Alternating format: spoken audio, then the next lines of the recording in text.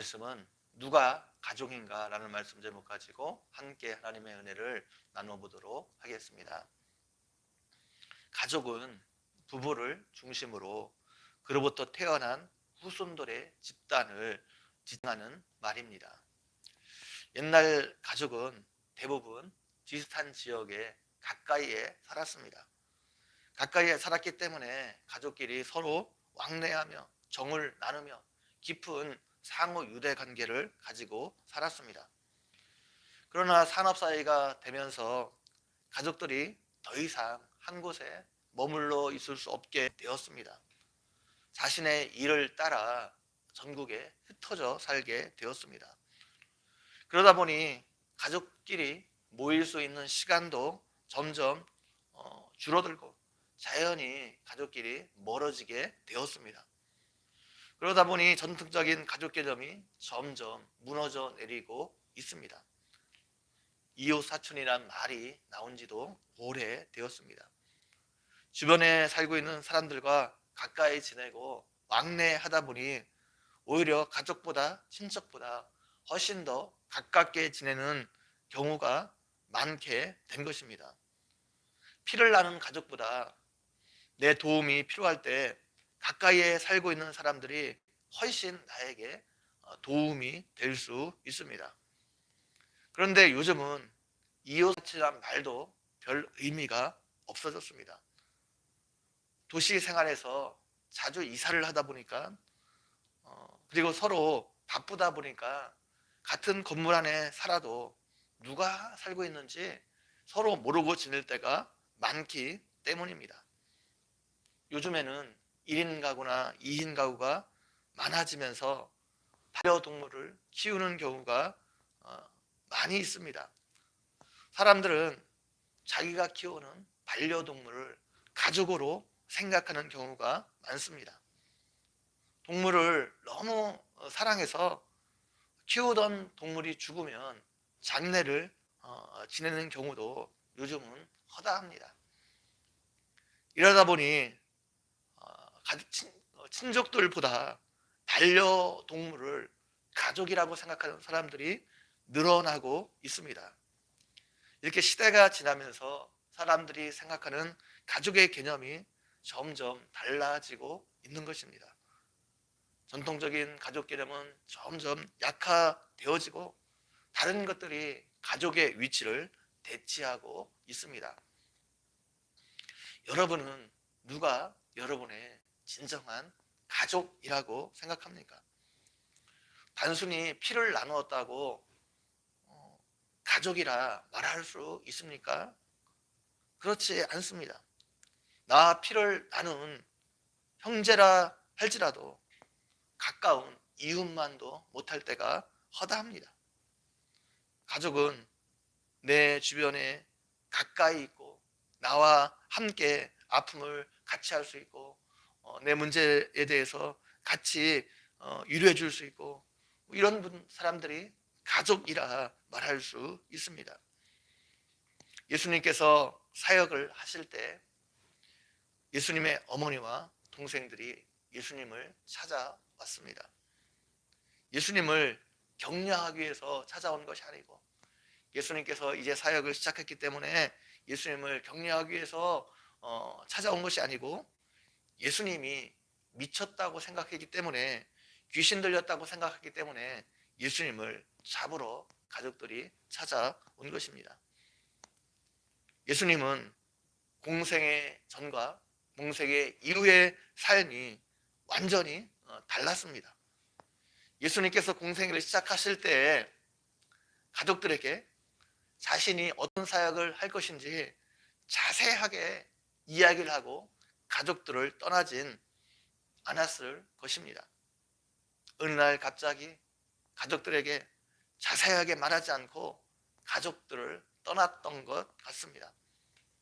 가족들 입장에서 보면 예수님의 행동이 정말로 황당했을 것입니다. 예수님이 지금 무단 가출한 것과 비슷한 일을 한 것이기 때문입니다.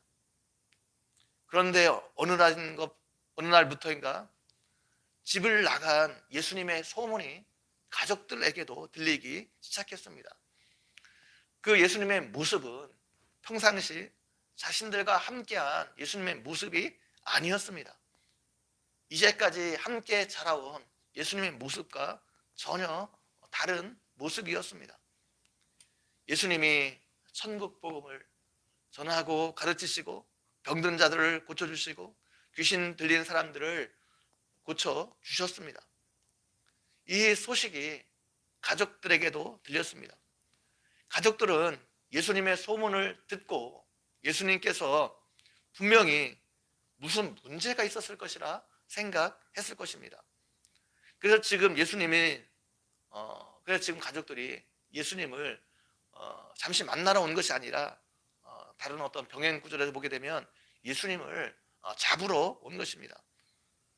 가족들 입장에서는 충분히 예수님이 뭔가 잘못되었다고 생각했을 수 있을 것입니다. 예수님의 가족들이 찾아왔다는 것을 예수님의 제자들 중에 한 사람이 예수님께 전했습니다. 그 말을 듣고 예수님은 사람들에게 누가 내 어머니이며 누가 내 동생들이냐 질문하셨습니다. 이 말은 누가 진정한 우리의 가족이냐 말씀하고 있는 겁니다. 예수님께서는 제자들을 가리키시면서 나의 어머니와 내 동생들이라 말씀하셨습니다. 예수님을 따르는 사람들이 예수님의 진정한 가족이라 말씀하고 있는 것입니다. 그러면서 누구든지 하늘에 계신 내 아버지의 뜻대로 하는 자가 내 형제요, 내 자매요, 내 어머니라 말씀하셨습니다. 예수님을 믿는 사람들이 한 가족이라는 말씀입니다. 예수님께서 지금 말씀하시는 것이 육신의 가족, 이것을 무시해도 된다는 말씀이 아닙니다. 예수님께서 여기서 말씀하고 있는 것은 새로운 가족 개념에 대해서 말씀하고 있는 겁니다. 하나님 나라의 백성된 사람들은 결국 한 가족이라는 말씀입니다.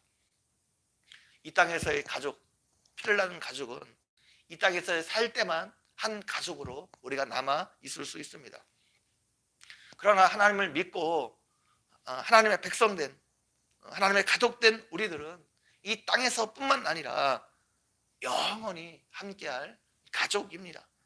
이 땅에서뿐만 아니라 이 땅을 떠나서 하나님 나라에서도 영원히 함께할 가족이라는 것입니다. 예수님은 하나님의 뜻대로 행하는 자가 가족이라 말하고 있습니다. 하나님의 뜻은 우리가 예수님을 믿는 겁니다. 하나님의 뜻은 예수 믿는 우리가 이 땅에서 서로 섬기고 사랑하며 살아가는 것입니다. 이렇게 하나님의 뜻대로 사는 자가 예수님의 한 가족이라 말하고 있습니다.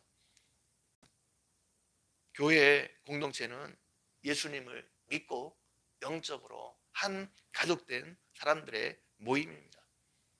가족은 서로를 책임지는 공동체입니다. 그렇기 때문에 하나님의 한 가족된 이 교회 공동체는 서로가 서로를 채워주고 책임지는 삶을 살아야 됩니다. 하나님께서 교회의 공동체를 통해서 원하시는 것도 서로가 서로를 섬기며 세워주며 함께 하기를 원하십니다. 이 일에 쓰임받는 여러분 모두가 되기를 주님의 이름으로 간절히 축원드립니다. 저는 기도드리겠습니다. 하나님 아버지, 오늘도 말씀을 통해서 우리에게 은혜 베풀어 주신 것 너무나 감사합니다. 우리를 예수 그리스도 안에서 하나님의 한 가족 공동체로 우리 교회를 불러주셨는데, 하나님 우리가 교회 안에서 서로를 소중하게 여기고 한 가족처럼 서로를 섬겨주고 세워주고 서로를 책임지며 서로를 위해서 기도해주고 그런 아름다운 하나된 공동체가 되어지는 일에 우리 서로가 쓰임받는 사람들 될 수 있도록 함께해 주시기를 원합니다. 감사합니다. 예수님의 이름으로 기도 올려옵나이다. 아멘.